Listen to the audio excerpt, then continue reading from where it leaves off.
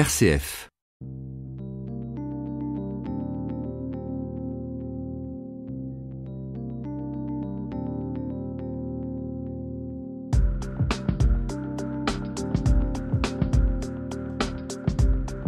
L'agriculture connaît des difficultés, tout le monde le sait. Et face à ces difficultés, les agriculteurs ont parfois opté pour l'agriculture bio et d'autres pour une nouvelle formule qui s'appelle la permaculture. Et nous rencontrons aujourd'hui Christophe Gaudry, paysan, c'est lui qui se définit comme tel, paysan bio, qui est situé à côté de Vauches, qui est également lancé dans la permaculture. Alors on va essayer de découvrir ce qu'est cette permaculture. Christophe Gaudry, bonjour. Bonjour. Merci d'être disponible pour nous consacrer un peu de temps pour parler de la permaculture. Alors, est-ce que la permaculture, moi c'est ce que j'ai entendu dire, ce serait l'agriculture où on ne travaille pas? À terme, oui. Sauf que on va travailler sur la durée. C'est-à-dire qu'on va éviter de renouveler chaque année les mêmes tâches et on va concevoir un système qui va se bonifier et qui va nécessiter de moins en moins de travail et on va dire plus de la maintenance. Donc des tâches très légères. Bon, alors qu'est-ce qu'on cultive en permaculture? Est-ce qu'on peut cultiver tout? Et qu'est-ce que c'est que la permaculture?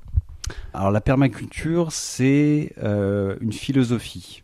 C'est-à-dire que c'est une philosophie qui est née il y a à peu près 60 ans, on va dire. Plutôt au Japon d'abord avec Fukuoka, puis ça a été repris par Bill Mollison en Australie. Et aujourd'hui, ça s'essaime un petit peu de partout dans le monde et ça repose surtout sur 3 axes. C'est-à-dire que c'est pas que de la production de légumes, ça prend aussi en compte, si vous voulez, les aspects humains, organisationnels. Donc il y a 3 axes importants qui sont produire l'abondance et la partager équitablement, prendre soin de la nature et prendre soin de l'humain. Pour produire bien sûr des produits agricoles, est-ce qu'il y a des spécificités? Est-ce qu'il y a des produits spéciaux? Alors en fait, vu qu'on essaye justement de travailler sur un système qui va s'auto-entretenir, on va essayer de travailler un maximum avec tout ce qui est vivace. Donc les arbres, les arbustes, et puis même des légumes vivaces. On a des choux vivaces, on a des... à peu près toutes les espèces qu'on connaît sont vivaces, donc même des poireaux vivaces, des oignons vivaces. Donc c'est des choses, une fois qu'elles sont plantées, elles restent en place, elles se reproduisent et elles nécessitent du coup très très peu d'entretien. D'accord, peu d'entretien. Ça veut dire qu'on ne laboure pas, par exemple, on ne met pas d'engrais? Alors dans l'idée, la permaculture, c'est basé sur l'observation d'un écosystème. Donc quand on arrive sur un lieu, on nous préconise de l'observer pendant un an pour voir un petit peu comment va se comporter le lieu en fonction des différentes saisons. Et après, de voir un petit peu les différents biotopes. Sur un terrain, on peut avoir plusieurs zones.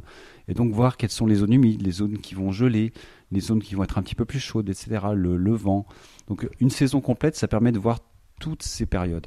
Et ça permet d'adapter la production et les cultures qu'on peut faire dessus. Alors ce serait du bon sens paysan, mais on va au-delà, c'est-à-dire qu'on va essayer de faire exploser ce phénomène naturel, toutes ces interactions. On va ce qu'on appelle l'effet de bordure, par exemple. Donc la clairière, c'est vraiment l'endroit où on a la jonction entre la forêt et la prairie, et c'est là qu'il y a le plus de biodiversité, le plus d'interactions. Donc on va essayer d'aller vers ces effets de bordure où on va avoir le plus de productivité aussi. Alors effectivement, la permaculture, c'est connu aussi comme une culture avec les arbres. Alors quel peut être le rôle de l'arbre dans la culture des poireaux ou des fleurs ou de je ne sais quoi? Alors c'est vrai que l'arbre est emblématique, mais il l'est aussi en agroforesterie, en agroécologie. Avec la permaculture, en fait, on va appliquer cet aspect un petit peu multifonctionnel, qui est vraiment important, à tous les éléments. C'est-à-dire qu'on pourrait parler de l'arbre comme effectivement une protection contre le soleil, contre le vent. Ses feuilles vont apporter une couche d'humus à leur chute. Leurs racines vont décompacter le sol en profondeur. Il y a énormément de choses à dire sur l'arbre. Après, on pourrait dire exactement la même chose d'une poule.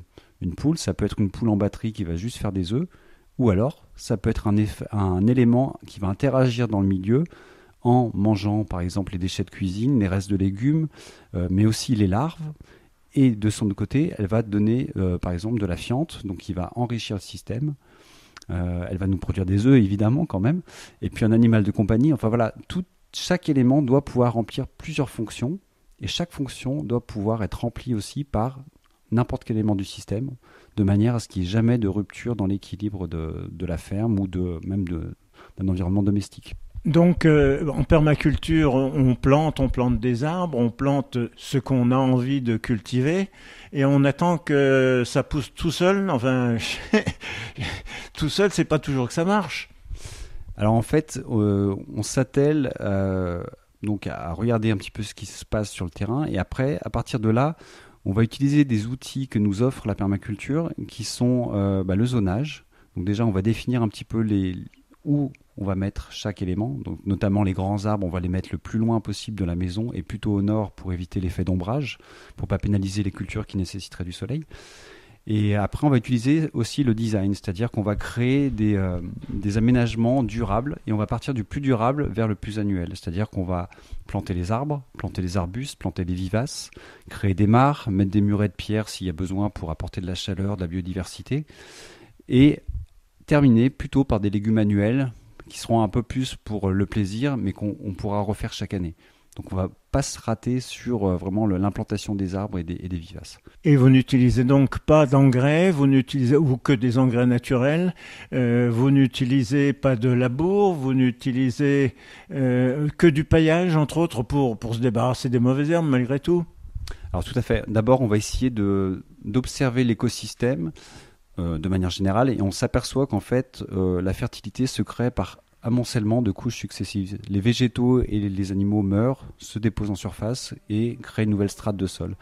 Donc en fait, on ne va pas labourer parce que sinon on inverserait ce système et on va user notre sol. Donc dans l'idée, on va plutôt effectivement couvrir notre sol.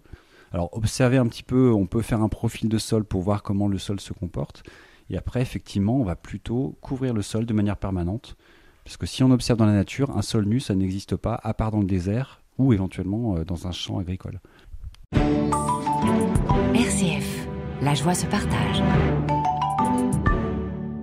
Rencontre avec Christophe Gaudry, qui se dit lui-même paysan bio, pour parler de la permaculture. Alors on continue. En préparant l'émission, on a fait un petit tour dans votre propriété qui n'est pas immense, ça fait 2 hectares, c'est pas grand. Il y a beaucoup d'arbustes, il y a beaucoup de plantes différentes et il y a aucune alignée de poiriers ou de pommiers puisque vous faites des fruits. Et pourquoi ça ? Alors effectivement, moi je suis pas, donc j'ai fait pas mal de stages et d'emplois saisonniers en arboriculture en particulier. Et c'est vrai que pour des raisons de facilitation de récolte, on a tendance à faire plutôt de la monoculture. Donc on met les pommes ensemble, les poires ensemble, les cerises ensemble. Et on va même au-delà, c'est-à-dire qu'on va même mettre les mêmes variétés ensemble. C'est-à-dire que ça va être mûr en même temps. Et donc c'est plus facile de récolter tout simplement, passer au bon moment. Je savais qu'il y avait des problèmes avec ça, parce que du coup ça fait quand même des buffets à volonté pour les ravageurs. Enfin, j'ai observé et puis j'ai beaucoup lu, et du coup, l'idée, c'est vraiment de partir sur un nouveau système qui va allier le bon sens des anciens avec la technique et la science moderne.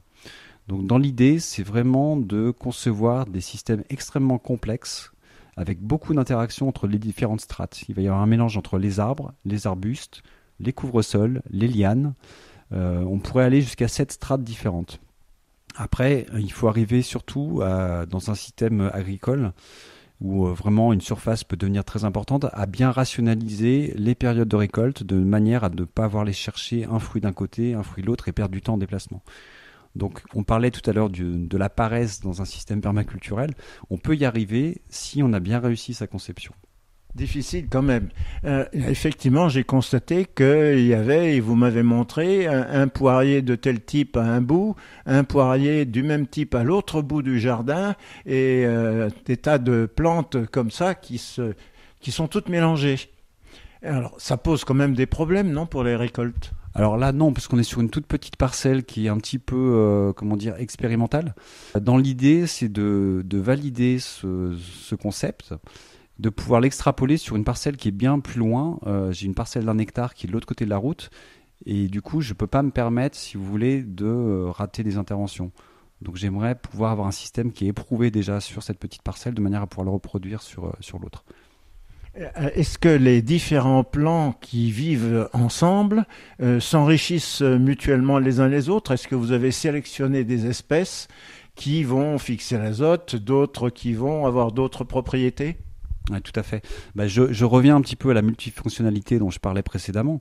Effectivement, par exemple, les poiriers ont systématiquement un guénier de Chine qui fait partie de de la même famille que l'arbre de Judée, qui a la particularité effectivement de fixer l'azote atmosphérique, mais aussi d'avoir un parasite qui s'appelle le psylle, qui vient sur les fleurs du guénier et qui arrive avant celui du poirier. Donc ce qui fait que quand le psylle arrive sur le poirier, il y a déjà le prédateur du psylle qui est sur l'arbre de Judée, enfin sur le guénier de Chine.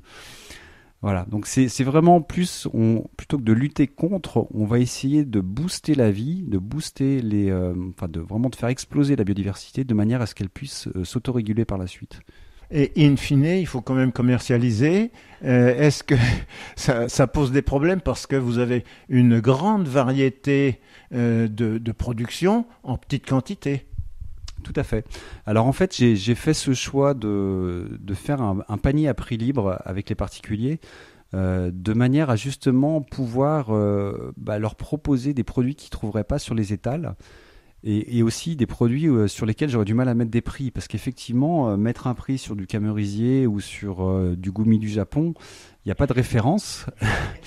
et puis aussi, je m'aperçois que les gens ont de plus en plus des budgets qui sont déjà bien cadrés au niveau de leur alimentation, et faire un écart sur quelque chose qu'ils ne connaissent pas, c'est toujours un peu périlleux, et le fait de faire ça, ça permet justement d'introduire de nouveaux végétaux, de nouveaux animaux.